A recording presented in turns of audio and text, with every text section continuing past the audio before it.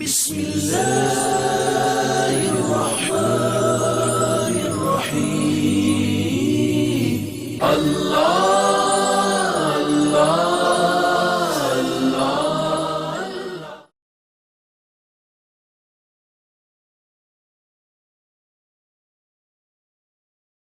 بسم اللہ الرحمن الرحیم۔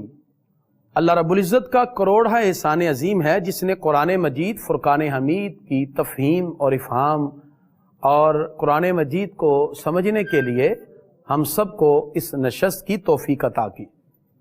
اللہ تعالیٰ نے قرآن مجید فرقان حمید کے اندر اپنے ہونے، اپنے وجود کے بارے میں بہت سی نشانیاں عطا کی، اور وجود باری تعالیٰ اس کائنات کے اندر کس انداز میں اپنے آپ کو منواتا ہے۔ یہ اللہ تعالیٰ موجود ہے، ایگزسٹنس آف اللہ، اللہ کی موجودگی کا احساس ہمیں کیسے ہوتا ہے؟ پروردگار فرماتا ہے ذرا اس کائنات پہ غور تو کرو، گردش لیل و نہار، رات اور دن کا آنا جانا، اور موسم کا بدلنا، اور رات اور دن کی کبھی چھوٹا اور بڑا ہونا، اور یہ ساری کی ساری تخلیقات، یہ ان گنت مخلوقات، یہ جو اللہ نے تمہارے لیے بنائی، یہ یقیناً تمہیں اس بات کی طرف توجہ مبذول کراتی ہے کہ یہ ساری کائنات کا حقیقی خالق و مالک اللہ ہے۔ آج ہم 25واں پارہ سورہ حامیم سجدہ ہم یہاں سے آغاز کریں گے، اس سورہ کی آیت نمبر 47 سے۔ اللہ تعالیٰ نے ارشاد فرمایا الیہ یرد علم الساعہ، قیامت کا علم اسی کے حوالے ہے۔ وما تخرج من ثمرات، اور جو کچھ وہ نکالتا ہے پھل، من اکمامہا، اپنے غلاف میں سے، وما تحمل من انسا، اور کوئی مادہ بھی اپنے پیٹ سے نہیں جنتی، ولا تدع الا بعلمہ، جو بھی جنتا ہے وہ اللہ کے علم سے ہی جنتا ہے۔ ویوم ینادیہم این شرکاء، اللہ فرماتا ہے جس دن انہیں ندا فرمائے گا رب قدوس کہ کہاں ہیں تمہارے شرکاء، پھر وہ کہیں گے قالوا آذناک، کہ ہم تجھے کہہ چکے ہیں ما منا من شہید، ہمارا کوئی گواہ نہیں۔ وہ لوگ جو دنیا کے اندر اللہ کو چھوڑ کر جس کو پوجتے رہے، قیامت میں جا کے وہ سارے کے سارے اپنی باتوں سے ہٹ جائیں گے اور کہیں گے کہ ہمارے پاس تو اب کوئی بھی مددگار نہیں۔ اللہ تعالیٰ ارشاد فرماتا ہے پھر ہم انہیں عذاب سے دوچار کریں گے۔ خالق کائنات ارشاد فرماتا ہے یہ انسان کا ایک عجیب انداز ہے، لا یسأم الانسان من دعاء الخیر، انسان بھلائی مانگنے سے کبھی نہیں اکتاتا، وَإِن مَسَّهُ الشَّرُّ، اگر اس سے کوئی برائی پہنچے، فَيَئُوسٌ قَنُوطٌ، تو پھر وہ نا امید سا ہو جاتا ہے، جیسے اسے کسی سے امید نہیں۔ وَلَئِنْ أَذَقْنَاهُ رَحْمَةً، جب ہم اسے رحمت عطا کریں، منا اپنی طرف سے، مِن بَعْدِ ضَرَّاءٍ، تکلیف کے بعد جو اسے پہنچتی ہے، تو پھر وہ اسے اپنی طرف منسوب کر دیتا ہے۔ لَيَقُولَنَّ هَٰذَا لِي، وہ کہتا ہے یہ تو میری وجہ سے ہے۔ پروردگار ارشاد فرماتا ہے وَإِذَا أَنْعَمْنَا عَلَى الْإِنسَانِ، جب ہم کسی انسان پر احسان کریں، أَعْرَضَ وَنَأَىٰ بِجَانِبِهِ، تو منہ پھیر لیتا ہے اور دور ہٹ جاتا ہے۔ وَإِذَا مَسَّهُ الشَّرُّ، جب ہم اسے کوئی تکلیف پہنچاتے ہیں، فَذُو دُعَاءٍ عَرِيضٍ، تو چوڑی چوڑی دعائیں کرنے والا وہ ہوتا ہے۔ رب قدوس نے ارشاد فرمایا سنریہم آیاتنا فی الآفاق، ہم دکھائیں گے تمہیں اپنی نشانیاں آسمان میں، وفی انفسہم، کبھی اپنی ذات پر بھی غور کر، حتی یتبین لہم انہ الحق، یہاں تک کہ تم پر کھل جائے گا کہ یہی اللہ کی طرف سے حق ہے۔ ناظرین، انسان کبھی غور کرے ان کائنات کی بنی ہوئی چیز پر، آفاق پہ غور کرے، وفی انفسہم، کبھی اپنی ذات پر غور کرے۔ انسان نے اس کو کتنی خوبصورت تخلیق کے ساتھ اللہ نے انسان کو بنایا، لقد خلقنا الانسان فی احسن تقویم۔ اللہ تعالیٰ نے اس کی تخلیق میں، اس کی بناوٹ میں، اس کی کریشن میں بہت سی چیزیں رکھی۔ پھر پروردگار نے جہاں اس کو بنایا اتنا خوبصورت انسان، پھر اس کے اندر شعور، ادراک، فہم کی بہت سی صلاحیتیں رکھی۔ پھر انسان ان صلاحیتوں سے جڑ کر کس طرح کامیابی کے راستے پر جاتا ہے، یہ ساری کی ساری چیزیں اللہ تعالیٰ نے اس انسان کی ذات میں رکھ دی، اور یہی انسان کا اپنے آپ پہ غور و فکر کرنا اسے کامیابی کی طرف پہنچا دیتا ہے۔ سورہ شورا، یہ سورہ مبارکہ یہ مکی ہے، اس میں 53 آیات ہیں۔ اس کا آغاز 2 حروف مقطعات سے، حامیم عین سین قاف۔ اللہ تعالیٰ ارشاد فرماتا ہے کذالک یوحی الیک، اللہ یوں ہی آپ کی طرف وہی فرماتا ہے، وَإِلَى الَّذِينَ مِن قَبْلِكُمْ، اور اس سے پہلے جو لوگ گزرے ان کی طرف، اللہ العزیز الحکیم، بے شک اللہ عزت اور حکمت والا ہے۔ لہو ما فی السماوات و ما فی الارض، اسی کا ہے جو کچھ آسمانوں اور زمینوں میں ہے، وہو العلی العظیم، وہی بلندی اور عظمت والا ہے۔ خالق کائنات نے اس مقام پر یہ بھی ارشاد فرمایا کہ زمین و آسمان سب کے سب شک ہو جائیں گے اور فرشتے سب کے سب اللہ کی تسبیح کریں گے اور مغفرت طلب کریں گے۔ رب قدوس نے ارشاد فرمایا جو اللہ کو چھوڑ کر کسی اور کو اپنا مددگار سمجھتا ہے، اللہ ہی تمہارا حقیقی مددگار ہے، وہی تمہاری حفاظت کرنے والا ہے۔ پروردگار نے ارشاد فرمایا کہ یہ جو لوگ اللہ کے سوا کسی اور کو دوست بناتے ہیں یہ ظالم ہیں اور ظالموں کا کوئی مددگار نہیں۔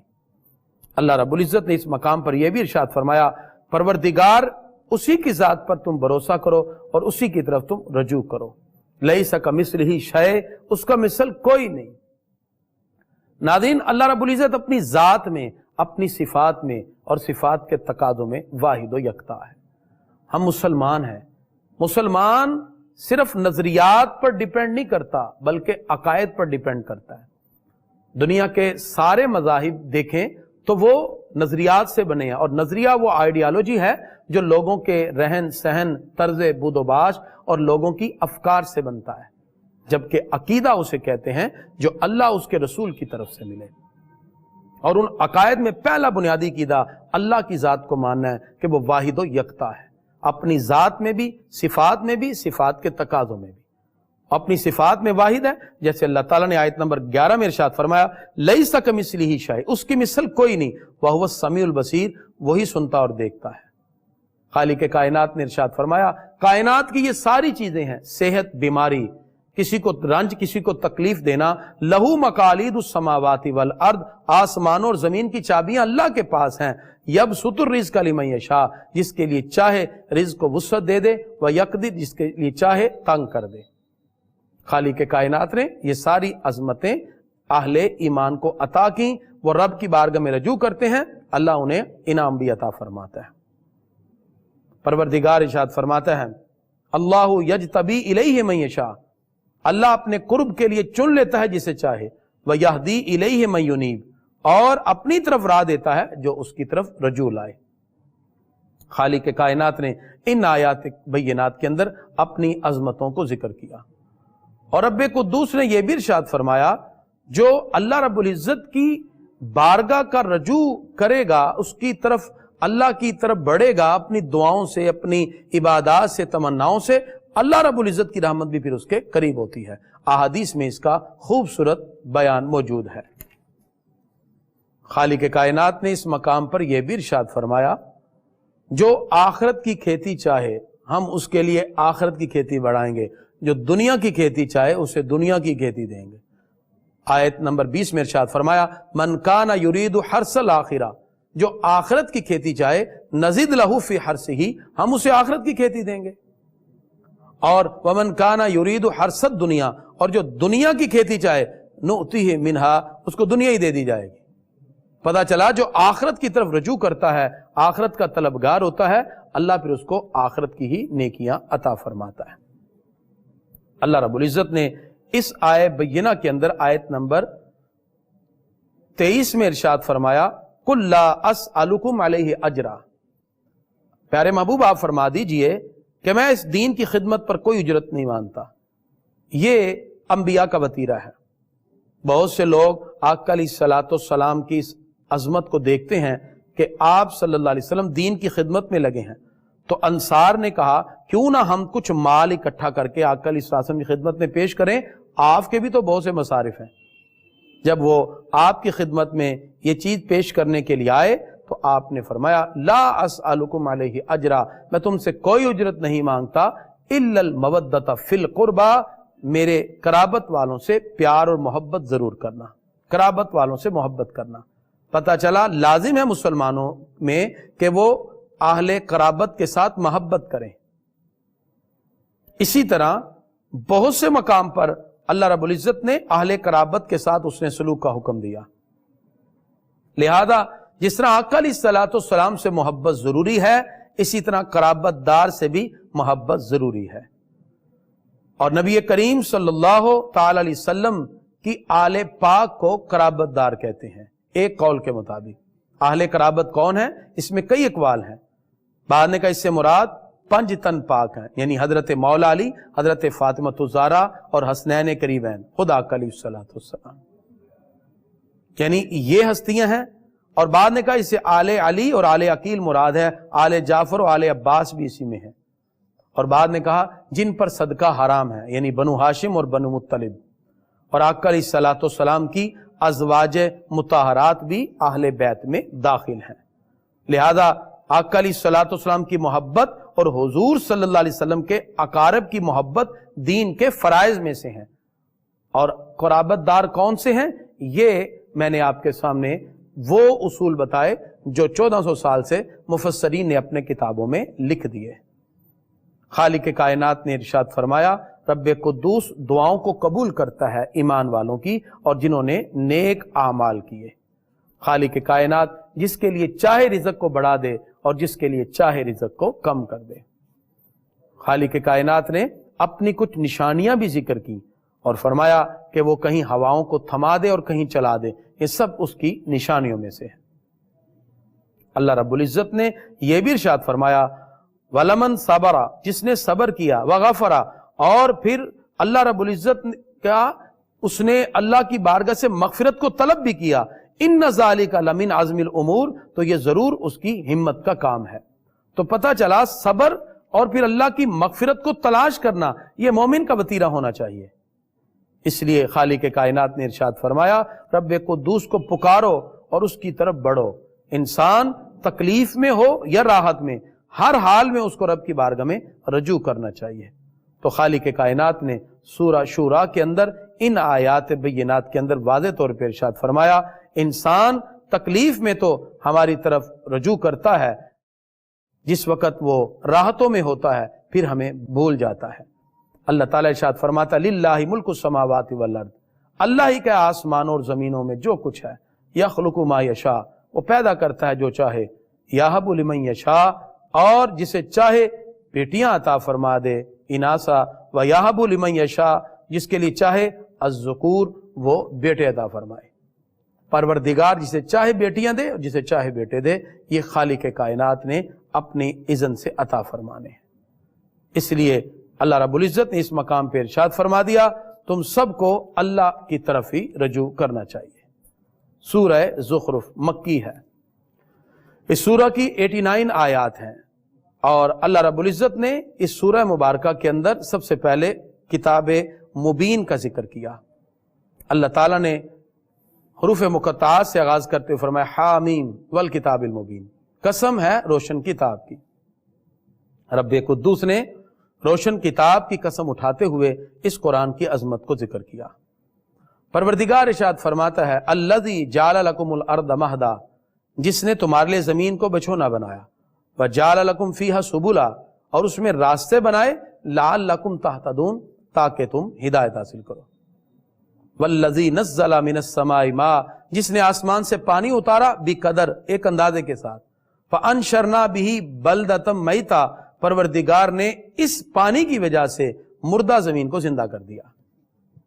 خالق کائنات ارشاد فرماتا ہے، کیا تم اپنے لیے بیٹے مقرر کرو اور اللہ کے لیے بیٹیاں، اور طرح طرح کی باتیں جو رب قدوس کی طرف منسوب کی گئیں مشرکین کی طرف سے، اللہ نے ان کا انکار کیا، کیونکہ قدیم جو عرب تھے وہ فرشتوں کو اللہ کی بیٹیاں کہتے تھے، نعوذ باللہ۔ اللہ تعالیٰ نے ان کا بھی رد کیا۔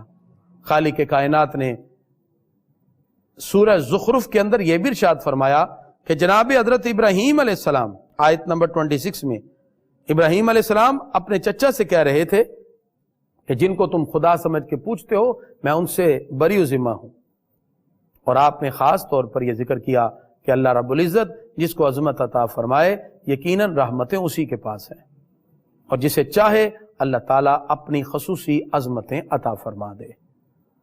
اللہ رب العزت نے ان آیات بینات کے اندر یہ بھی ارشاد فرمایا کہ ذرا پوچھئے ان لوگوں سے جو عذاب الہی میں مبتلا ہوئے اور رب قدوس کو چھوڑ کر جنہوں نے اور کو خدا سمجھا اور عبادت کی، اللہ تعالیٰ نے کس طرح ان کو اپنی رحمت سے دور کر دیا۔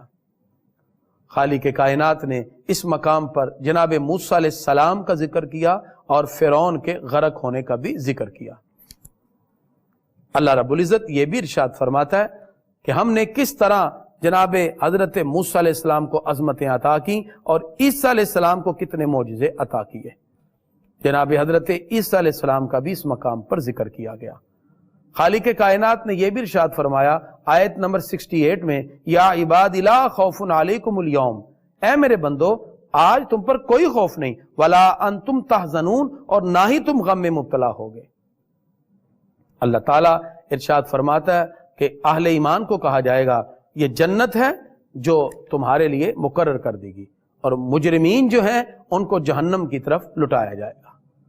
اللہ رب العزت نے یہ بھی ارشاد فرمایا سبحان رب السماوات والارض، وہ پاک ہے زمین و آسمان کا رب، رب العرش جو کہ عرش کا رب ہے، اما یصفون اس سے جو تم باتیں بناتے ہو، جس سے تم متصف کرتے ہو۔ خالق کائنات نے اس مقام پر یہ بھی ارشاد فرما دیا وَتَبَارَكَ الَّذِي لَهُ مُلْكُ السَّمَاوَاتِ وَالْأَرْضِ، اور بڑی برکت والا ہے وہ، اسی کی ملکیت میں ہے سلطنت زمین و آسمان کی، وَمَا بَيْنَهُمَا، اور جو اس کے درمیان ہے، وَعِنْدَهُ عِلْمُ السَّاعَةِ، اور قیامت کا علم اسی کے پاس ہے، وَإِلَيْهِ تُرْجَعُونَ، اور تم نے اسی کی طرف پھرنا ہے۔ اللہ تبارک و تعالی نے سورۃ دخان، سورت کا نمبر 44 ہے اور 25واں پارہ، اس سورت کا آغاز بھی حروف مقطعات سے حامیم سے ہوا، اور اس میں 3 رکوع ہیں۔ اللہ تعالیٰ ارشاد فرماتا ہے والکتاب المبین، قسم ہے اس روشن کتاب کی، انا انزلناہ فی لیلۃ مبارکہ، بے شک ہم نے اسے برکت والی رات میں اتارا، انا کننا منذرین، بے شک ہم ڈر سنانے والے ہیں۔ اس رات سے مراد کیا ہے؟ امام فخر الدین رازی علیہ رحمہ نے تفسیر مفاتیح الغیب، تفسیر کبیر کے اندر، اور اسی طرح تفسیر علامہ علوسی بغدادی رحمۃ اللہ علیہ تفسیر روح المعانی کے اندر ذکر کرتے ہیں کہ اس رات سے مراد شعبان کی 15ویں رات یعنی شب بارات ہے، اور بعد نے اسے شب قدر بھی مراد لیا۔ یعنی قرآن مجید سارے کا سارا لوح محفوظ سے آسمان دنیا کی طرف اتار دیا، اور بعد نے یہ بھی تعویل کی کہ لوح محفوظ سے شب بارات کو سارا قرآن فرشتوں کے نوشتوں میں منتقل ہوا، اور فرشتوں کے نوشتوں سے لیلۃ القدر میں سارا قرآن آسمان دنیا پہ آیا، پھر آسمان دنیا سے زمین پر 23 سال کے عرصہ میں آتا گیا۔ یہ تعویلات مختلف کی گئیں۔ اللہ تعالیٰ فرماتا ہے فیہا یفرق کل امر حکیم، اس رات ہر حکمت والا کام بانٹ دیا جاتا ہے۔ اللہ تعالیٰ نے ان آیے بینہ کے اندر کچھ اپنی قدرتوں کا بھی ذکر کیا، اور خالق کائنات ارشاد فرماتا ہے کہ جب کسی کو ہم عذاب میں مبتلا کر دیں، اللہ کے سوا اس عذاب کو کوئی کھولنے والا نہیں، اور کوئی اللہ پہ بلند نہیں ہو سکتا۔ اس لیے رب قدوس نے ان آیے بینہ کے اندر اپنے عذاب کا بھی ذکر کیا۔ اللہ تعالیٰ ارشاد فرماتا ہے جب ہم نجات دینا چاہیں تو نجات دیتے ہیں، وَلَقَدْ نَجَّيْنَا بَنِي اسرائیل، جب ہم نے بنی اسرائیل کو نجات دی، من العذاب المہین، ذلت والے عذاب سے۔ قبطی اور فرعونی طرح طرح کے عذاب کر ڈالتے تھے بنی اسرائیل پر، اللہ تعالیٰ نے ان کو ان عذاب سے محفوظ کر دیا۔ خالق کائنات نے ان آیات بینات میں یہ بھی ارشاد فرما دیا جو کچھ بھی ہم نے بنایا ہے وہ ناحق نہیں بنایا، ما خلقناہما الا بالحق، ہم نے نہیں بنایا مگر حق کے ساتھ، ولیکن اکثرہم لا یعلمون، اکثر جانتے نہیں۔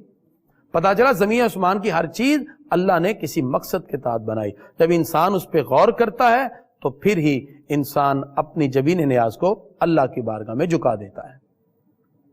پروردگار نے جہنم کے عذاب کا ذکر کیا اور فرمایا کہ تھوڑ کا جو پیڑ ہے، جو درخت جس میں کانٹے لگے ہوتے ہیں، یہ جہنمیوں کو دیا جائے گا کھانے کے لیے، اور ابلتا ہوا پانی اور پیپ جو ان کے گلوں میں اٹک جائے گا، اور کہا جائے گا ذق انک انت العزیز الکریم، کہ چک اس کو، ہاں اللہ رب العزت ہی بڑی عزت والا اور کرم والا ہے، اور یہ اللہ رب العزت ان کو طرح طرح کے عذاب میں مبتلا کرے گا، اور یہ جہنمیوں کے لیے عذاب رب قدوس نے متعین کیا۔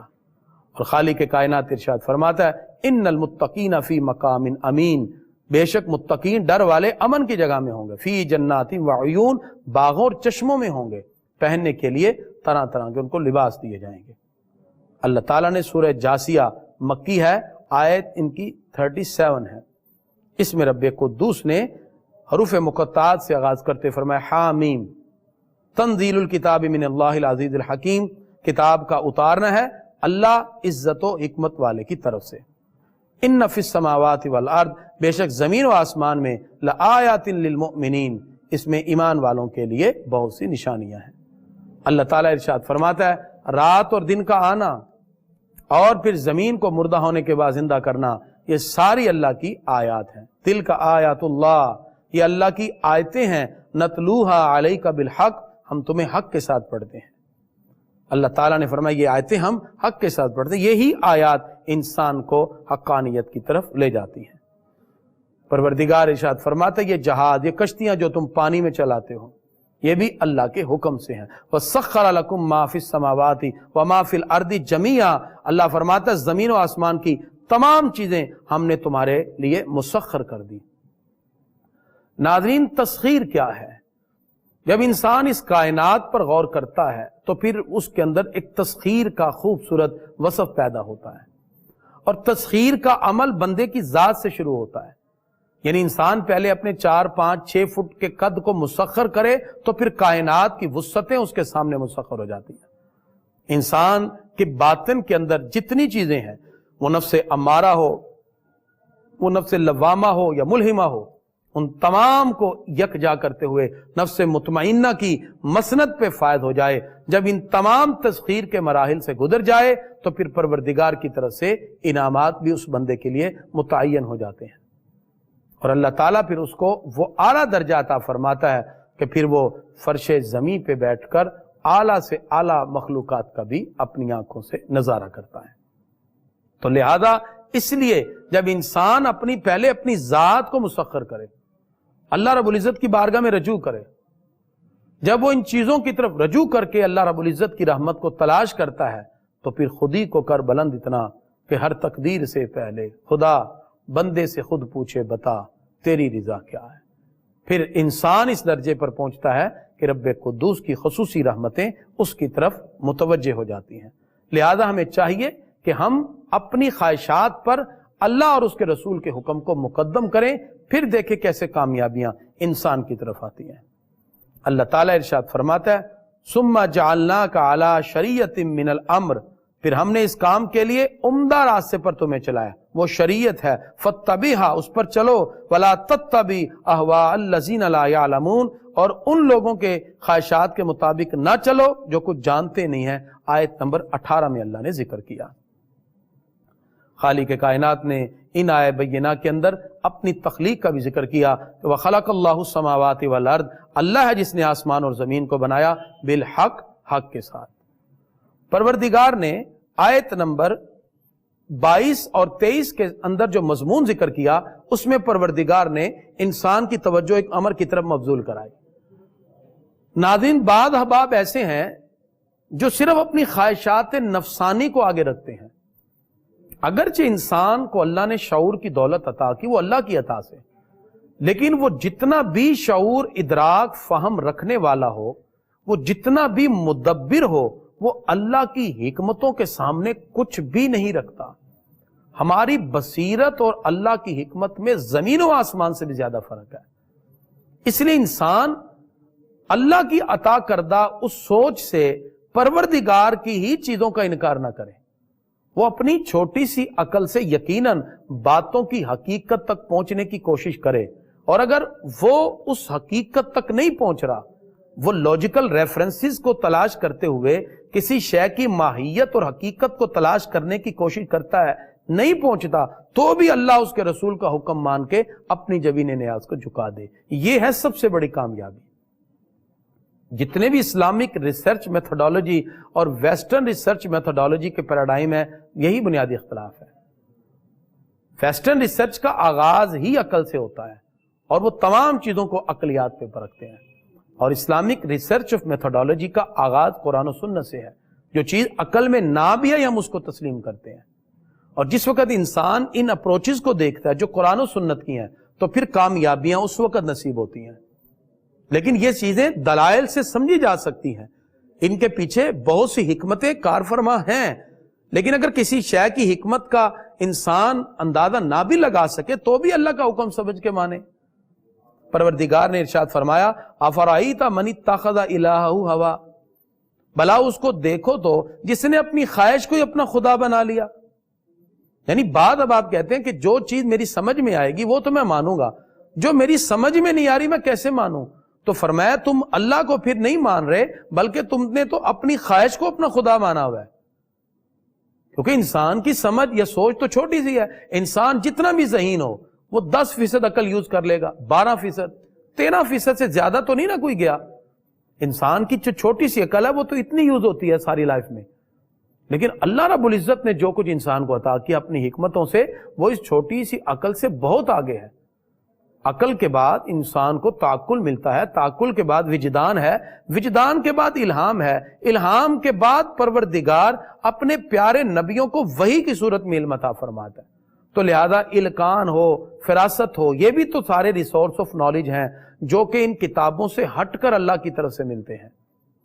تو اس لیے انسان ان ریسورس آف نالج پہ جب غور کرے تو پھر انسان بالآخر یہ کہتا ہے یا اللہ جو علم تو نے وحی کے ذریعے عطا کیا وہ ہمارے لیے سب سے بیسٹ ہے۔ اس لیے فرمایا وہ لوگ جو اپنی خواہشات کو اپنا خدا سمجھتے ہیں وَأَدَ اللَّهُ اللَّهُ عَلَىٰ علم، اللہ نے انہیں باوصف علم کے گمراہ کر دیا، وَخَتَمَ عَلَىٰ سَمْعِهِ، ان کے کان پر بھی مور لگا دی، وَقَلْبِهِ، ان کے دل پر بھی مور لگا دی، وَجَعَلَ عَلَىٰ بَصَرِهِ غِشَاوَةً، ان کی آنکھوں پہ پردہ ڈال دیا۔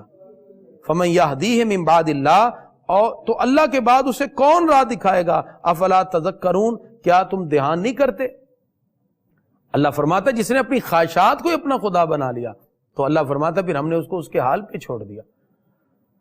یعنی کچھ تو وہ ہیں جو اللہ رب العزت کے احکام کو ماننے والے، کچھ بالکل ہی انکار کر دیتے ہیں، کہتے ہیں ہم تو ایتھیسٹ ہیں، ہم تو دہری ہیں، ہم کسی چیز کو مانتے ہی نہیں۔ اللہ فرماتا ہے پھر ہم ان کو اس کی حال پر ہی چھوڑ دیتے ہیں۔ اور ان لوگوں کا کہنا ہے وَقَالُوا مَا هِيَ إِلَّا حَيَاتُنَا الدُّنْيَا، وہ کہتے ہیں صرف یہ دنیا کی ہی زندگی ہے، نموت و نحیا، ہم مریں گے اور جئیں گے، وما یہلکنا الا الدہر، اور ہمیں زمانہ ہی ہلاک کرتا ہے۔ وہ ہر چیز میں زمانے کو اپنا حق سمجھتے ہیں اور زمانہ ہی ان کے نزدیک سب کچھ ہوتا ہے، حالانکہ یہ ساری چیزیں تو اللہ رب العزت کی طرف سے بنائی ہوئی ہیں۔ حضرت امام اعظم ابو حنیفہ رضی اللہ عنہ، آپ کا ایک ایتھیسٹ ہے، ایک دہریے سے مناظرہ ہوا، وقت مقرر ہوا، آپ تھوڑا سا لیٹ گئے، اس نے کہا دیکھیں یہ تو تاخیر سے آئے ہیں، یہ مجھ سے کیا بات کریں گے؟ آپ نے فرمایا بھی میں تاخیر سے اس لیے آیا، آتے ہوئے ایک نہر درمیان میں تھی تو وہاں کشتی کوئی نظر نہ آئی، میرے دیکھتے دیکھتے درخت گرا، اس کے پھٹے بنے، کیلیں لگیں، خود ہی کشتی بنی اور تیرتی ہوئی میرے پاس آئی، میں بیٹھا تو پار ہو کے آ گیا۔ وہ ہنسنے لگا اور کہنے لگا دیکھو ادھر سے ایک آئے لیٹ ہیں اور دوسرا جھوٹ بول رہے ہیں کہ خود بخود ہی کشتی بن کے میرے پاس آ گئی۔ تو آپ نے فرمایا تو کشتی بن نہیں سکتی؟ کہا جی کیسے کوئی بنے گی؟ فرمایا بس یہی بات ختم کرو، اگر یہ کشتی خود نہیں بن سکتی تو پوری کائنات خود کیسے بن سکتی ہے؟ اس بات پر وہ لاجواب ہو گیا۔ اس لیے اس کائنات کا بنانے والا کوئی ہے اور وہ اللہ ہے۔ پروردگار نے آیت نمبر 26 میں ارشاد فرمایا قل اللہ یحییکم، کہیے اللہ تمہیں زندہ کرتا ہے، ثم یمیتکم، وہ تمہیں مارے گا، ثم یجمعکم الی یوم القیامہ، پھر تم سب کو جمع کرے گا قیامت کے دن، لا ریب فیہ، اس میں کوئی شک نہیں، ولکن اکثر الناس لا یعلمون، بہت سے لوگ تو جانتے ہی نہیں۔ وللہ ملک السماوات والارض، اللہ ہی کا ہے جو زمین و آسمان میں ہے، اس کی زمین و آسمان کی سلطنت اللہ کی ہے۔ وَيَوْمَ تَقُومُ السَّاعَةُ، جس دن قیامت قائم ہوگی، یَوْمَئِذٍ يَسْخَرُ الْمُبْطِلُونَ، اور جتنے بھی لوگ باطل والے ہیں وہ سب ہار جائیں گے۔ یَوْمَئِذٍ يَخْسَرُ الْمُبْطِلُونَ، جو بھی باطل والے ہیں وہ ہار جائیں گے، خسارے میں جائیں گے۔ تو اللہ رب العزت نے اس مقام پر واضح کر دیا کہ یہ لوگ جو اللہ کے احکام کا انکار کرنے والے ہیں یقیناً وہ گمراہی کی طرف مبتلا ہونے والے ہیں، اور اللہ تعالیٰ انہی کو عطا فرمائے گا جو رب قدوس کے احکام کی پیروی کرنے والے ہیں۔ اللہ تعالیٰ ارشاد فرماتا ہے وَإِذَا قِيلَ إِنَّ وَعْدَ اللَّهِ حَقٌّ، جب انہیں کہا جاتا ہے کہ اللہ کا وعدہ سچا ہے، वस्साअतु ला रैब फीहा, और कयामत में कोई शक नहीं। कुल्तुम मा नदरी मस्सा, वो कहते हैं हम तो जानते नहीं है कयामत क्या है, कयामत कैसे आएगी, वो तरह तरह के सवाल करते हैं। अल्लाह ताला इरशाद फरमाता है जब कयामत उनके सामने होगी और फिर वो कयामत को अपनी आंखों से देखेंगे तो हम कहेंगे आज हम भी तुम्हें ऐसे ही बुला देते हैं जैसे दुनिया में तुम हमें बुलाए हुए थे, हम भी तुम्हें ऐसे ही छोड़ते हैं जैसे तुमने दुनिया में हमें छोड़ दिया। खालिक कायनात इरशाद फरमाता है वलहुल किब्रिया, बड़ाई उसी की है, फिस समावाति वल अर्द, आसमान और जमीनों में, वहुवल अजीजुल हकीम, वही इज्जत व हिकमत वाला है। सूरह अहकाफ 26वां पारा। नाज़रीन सूरह अहकाफ इसकी 35 आयत हैं, ये भी मक्की सूरत है और बाद आयत इसकी मदनी है।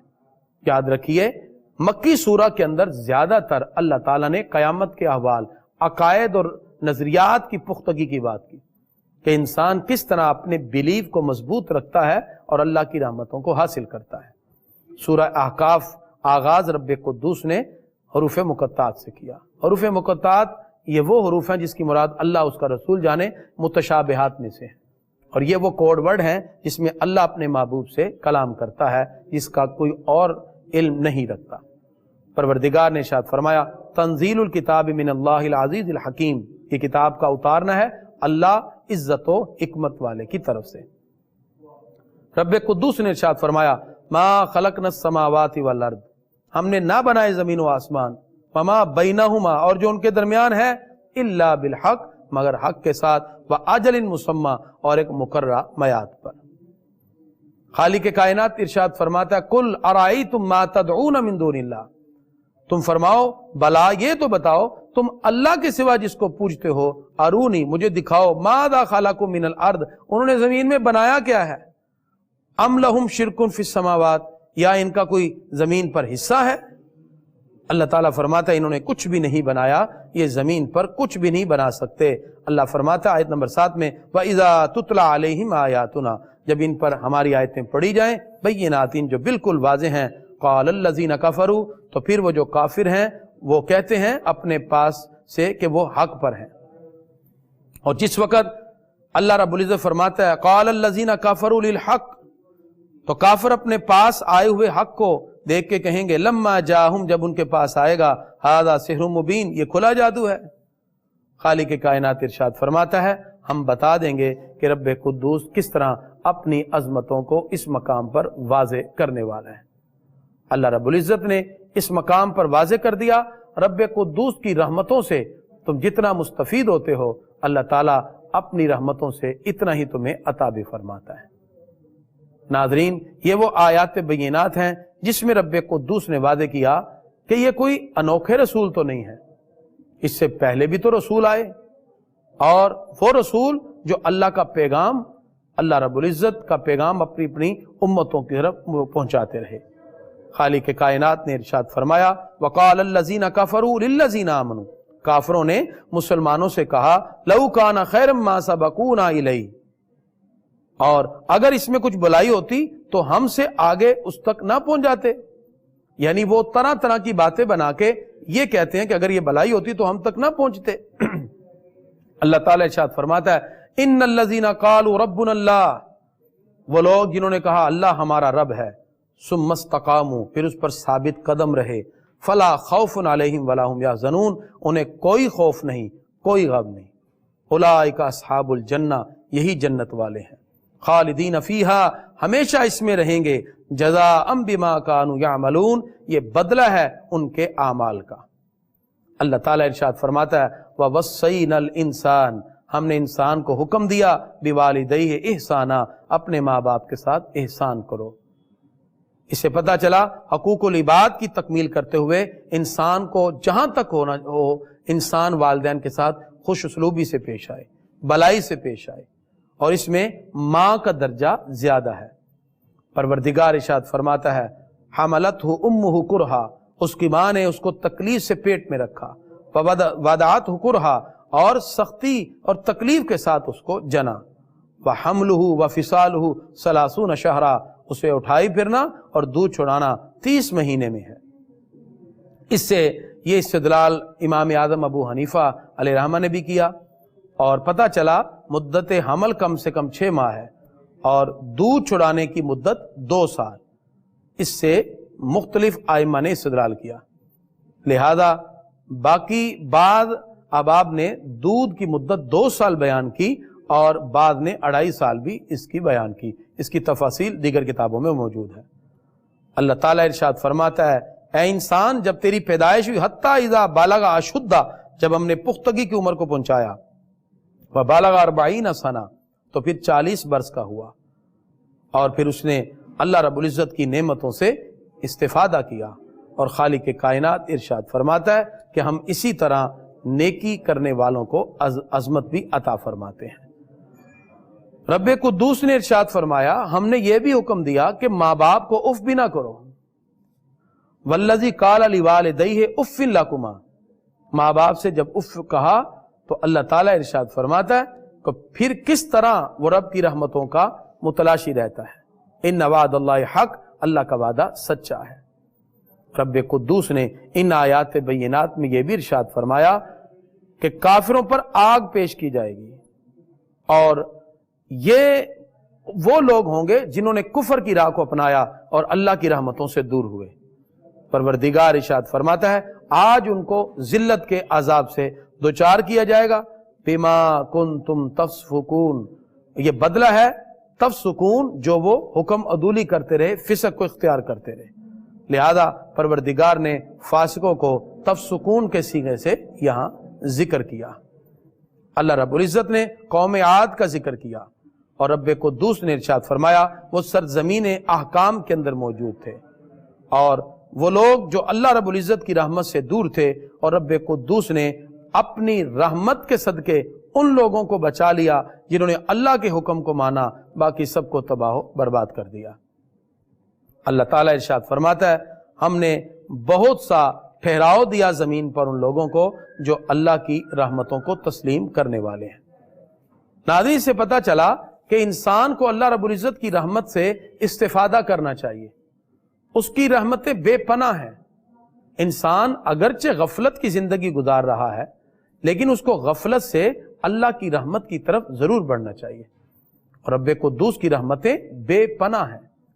قرآن مجید فرقان حمید کی جو آیات بینات ہیں، ان میں خاص طور پر جو احکام اللہ رب العزت نے اس انداز میں ہمیں عطا کیے جس کا تعلق انسان کی پرسنل لائف سے ہے، اس میں اللہ تعالیٰ انفرادی اور اجتماعی زندگی کے تصورات میں اپنے تعلقات کو بھی مضبوط کرنے، انفرادی طور پر اپنے آپ کو بھی ایک اچھے انسان کے قالب میں ڈالنے کا حکم دیتا ہے۔ انسان کی فکر، اس کی سوچ خوبصورت ہو جاتی ہے جب وہ خود اپنی ذات کے اندر ایک خوبصورت انسان کو بنا لیتا ہے، اور اس کی ذات سے جڑے ہوئے ہر وہ کام جو اس کو اچھائی کی طرف لے جائیں، یہ اس کا ایک خوبصورت وتیرہ ہوتا ہے۔ لہذا انسان کو اپنی ذات کا بھی محاسبہ کرنا چاہیے۔ سیلف اکاؤنٹیبلٹی سے انسان کے اندر ایک انسانی اعتبار سے وہ خوبصورت تصورات کی جھلکتی ہوئی تصویر دکھائی دیتی ہے جس سے وہ برائیوں کے راستے سے بچ کر اللہ رب العزت کے حکم کی طرف بڑھنا شروع ہو جاتا ہے۔ اور اگر انسان ان برائیوں کے راستوں کی طرف لگا رہے تو پھر گناہوں کا بوجھ اتنا اس کے سر پہ آ جاتا ہے، پھر اس کو ہدایت کا راستہ ملنا مشکل ہو جاتا ہے۔ تو اس لیے پھر جب انسان برائیوں کی طرف آتا ہے، پھر اس کو اس کی برائی کی وجہ سے کہیں نہ کہیں اس کا نقصان ضرور اٹھانا پڑتا ہے، یا تو مکافات کے عمل کی بنیاد پر۔ مکافات عمل کیا ہیں؟ انسان نے کسی سے برائی کی، بدلے میں اس سے بھی تکلیف پہنچے گی، یا پھر اللہ کی رحمت تو اس سے ملنی ہے، اور رب کی رحمت انہی کے لیے ہے جو خالق کائنات کے احکام کو دل سے تسلیم کرنے والے ہیں۔ لہذا انسان کو چاہیے کہ جہاں تک ہو سکے رب قدوس کے احکام کو سینے سے لگائے۔ قرآن مجید فرقان حمید کی آیات بینات کو اگر ہم ٹوٹلی دیکھیں تو کچھ آیات احکام سے متعلق ہیں جس کے اندر امر اور نواہی کا حکم ہے۔ اللہ نے حکم دیا یہ کام کریں، نواہی اس سے بچیں۔ اور کچھ احکام وہ ہیں جس میں اللہ رب العزت نے پہلی قوموں کا تذکرہ کیا ہماری ہدایت کے لیے، بعد میں اللہ نے اپنے انعامات ذکر کیے، اور بعد میں موت اور مرنے کے بعد ذکر۔ خاص طور پہ اللہ تعالیٰ نے کچھ آیتوں میں ان لوگوں کو مخاطب کیا جو گمراہی کی راہوں پہ چلنے والے تھے، جن میں مشرکین بھی ہیں، منافقین بھی ہیں، یہودی بھی ہیں اور عیسائی بھی۔ ان چاروں کو پروردگار نے درجہ بدرجہ آیات بینات کے اندر ان کی اصلاح کا حکم ارشاد فرمایا۔ خالق کائنات ارشاد فرماتا ہے وَلَقَدْ أَهْلَكْنَا مَا حَوْلَكُمْ مِنَ الْقُرَىٰ، بے شک ہم نے ہلاک کر دی تمہارے آس پاس کی بستیاں، وَصَرَّفْنَا الْآيَاتِ لَعَلَّهُمْ يَرْجِعُونَ، اور طرح طرح کی نشانیاں وہ لائے اور ہم نے وہ نشانیاں بھی دیں شاید کہ وہ پلٹ کے آ جائیں۔ اللہ تعالیٰ ارشاد فرماتا ہے اگر اللہ کی مدد نہ ہوتی تو پھر وہ رب قدوس کی بارگاہ سے دور ہونے کی وجہ سے کبھی بھی حق کی راہوں کی طرف نہ آتے۔ رب قدوس نے جنات کا بھی اس مقام پر ذکر کیا۔ ناظرین، جس طرح مسلمان انسان ہیں ایسے جنات بھی مسلمان ہیں، اور وہ جنہوں نے آقا علیہ الصلوۃ والسلام کی بارگاہ میں حاضر ہو کر اسلام قبول کیا۔ پروردگار نے آیت نمبر 29 میں ارشاد فرمایا وَإِذْ صَرَفْنَا إِلَيْكَ نَفْرًا مِنَ الْجِنِّ، جب ہم نے تمہاری طرف کئی جن پھیرے يَسْتَمِعُونَ الْقُرْآنَ، وہ کان لگا کر قرآن سنتے ہیں، فَلَمَّا حَضَرُوا، اور جس وقت وہ حاضر ہوئے، قَالُوا أَنصِتُوا، بولے خاموش رہو، فَلَمَّا قُضِيَ وَلَّوْا إِلَىٰ قَوْمِهِمْ مُنذِرِينَ، اور جب اپنے قوم کی طرف لوٹتے ہیں تو پھر وہ سناتے ہوئے پلٹے۔ اللہ تعالیٰ نے ان کو بھی عظمت عطا کی اور وہ اللہ کے حکم کو دل سے تسلیم کرنے والے ہیں۔ پروردگار ارشاد فرماتا ہے جب کوئی ندا کرنے والا ندا کرتا ہے تو وہ اللہ کے حکم کی طرف لوٹنے والا ہوگا۔ پروردگار نے یہ بھی ارشاد فرمایا اللہ ہی ہر چیز کو زندگی عطا فرمانے والا ہے۔ وَيَوْمَ يُعْرَضُ الَّذِينَ كَفَرُوا، جس دن کافر پر آگ پیش کی جائے گی، علی النار، یعنی کافر آگ پر پیش کیے جائیں گے اور یہ حق ہے، اور ان کو کہا جائے گا الیس ھذا بالحق، کیا یہ حق نہیں؟ قالوا بلا، وہ کہیں گے کیوں نہیں، وربنا، اے ہمارے رب، قال فذوقوا العذاب بما کنتم تکفرون، انہیں کہا جائے گا چکھو ابھی عذاب جو تمہارے کفر کا اور انکار کا بدلہ ہے۔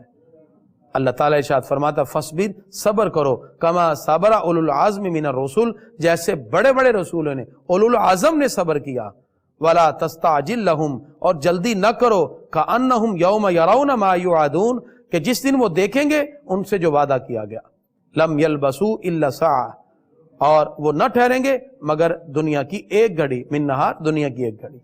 اللہ فرماتا ہے ہاں یہ سب کے سب لوگ جو انکار کرتے رہے، فَهَلْ يُهْلَكُ إِلَّا الْقَوْمُ الْفَاسِقُونَ، جو بے حکم اور فاسق ہیں وہ سارے کے سارے ہلاک کر دیے جائیں گے۔ اس طرح سورہ احقاف کی 35 آیت مکمل ہوئی، اور اس طرح ہم نے 26 پارویں کا الربع پہلا مکمل کیا۔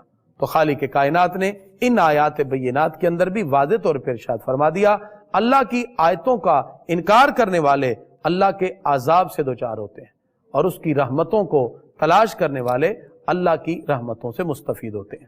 ناظرین، ہمیں چاہیے ہم اللہ کے حکم کو اپنائیں، رب قدوس کے احکامات کے مطابق زندگی گزاریں۔ یہ دنیا بھی کامیابی کے ساتھ گزرے گی، آخرت میں بھی نعمتیں اللہ کی ہماری طرف متوجہ ہوں گی۔ یہ دنیا یقیناً ختم ہو جانے والی ہے، بالآخر انسان کو اللہ کی بارگاہ میں حاضر ہونا ہے۔ الدنیا مزرع الآخرہ، دنیا آخرت کی کھیتی ہے۔ پروردگار ہم سب کو یہ احکامات اپنا کر اللہ اور اس کے رسول کے حکم کے مطابق زندگی گزارنے کی توفیق عطا فرمائے۔